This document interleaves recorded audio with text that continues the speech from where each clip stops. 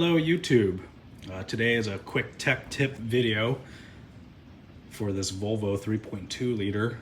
In this case, this is a P3 Volvo 2011 XC70.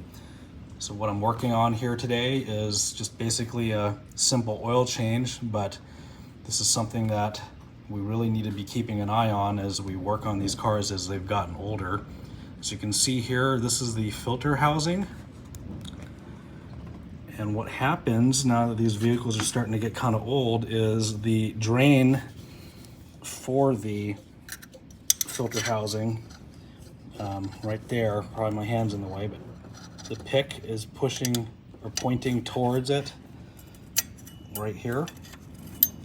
So this is a spring clip that the rubber stopper is normally mounted to, and then the hole just below it in the aluminum here is the drain hole for the filter housing. And what its job is when you have the oil filter out, that's what drains the oil filter housing. I found this in the bottom of the oil filter housing all busted up and quite brittle. And this is not a good situation to be in. You'll lose oil pressure through that hole if you don't have the stopper in there. Unfortunately, through Volvo, you have to replace the entire oil filter housing to get the one part. A lot of the parts on these Volvos are actually Ford parts, and there is a Ford part number for the little rubber stopper or valve, whatever you want to call it. So here's the part number for it.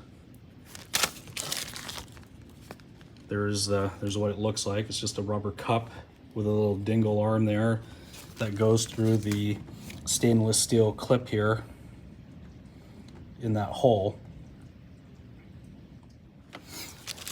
But yeah, so instead of spending several $100s on a oil filter housing, in this case we don't have any leaks or any problems with the oil cooler attached or anything, just this little rubber stopper valve. Just get the Ford part. I think this is like $10. And that gets you the part that you need. I suggest if you keep one of these cars to have one of these, you know, in the glove box or something, just a spare. This is more a frequent occurrence than they used to be for some reason, and I think it's just because of the age of the vehicle. So just a close-up of what this new stopper valve looks like when it's brand new. So you just pull this little dingus arm, if you want to call it that, through the stainless steel clip there.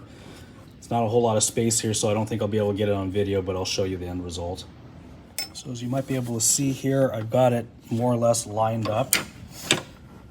What I like to do is push on the metal clip with a really long screwdriver, and you can see the rubber tip, or dingus arm that I called it, is poking through here. So while you're pushing down to get that little nipple to stick out through the metal here, use your other hand to grab that tit to pull it through the metal clip here.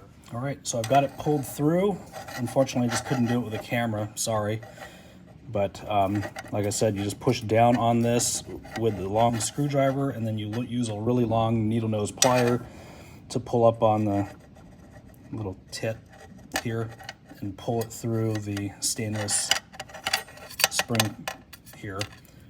And what happens is once you got the oil filter in place and torque to spec, this pushes down on the spring clip, which then closes out that drain hole so that you don't lose oil pressure through it.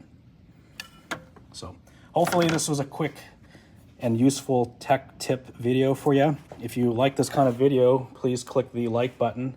And if you want to see more content like this, subscribe to my channel. Thanks, and have a great day. Yes, I will mention the other tech tip. When you're changing the oil on one of these P3 Volvos, take the headlight out. You don't even need any tools to do it. You just need to pull the locking clips out. You'll see my other video on the headlight. Pull the headlight out, and this allows you to move the power steering reservoir into the headlight bucket to give you more space to access the oil filter.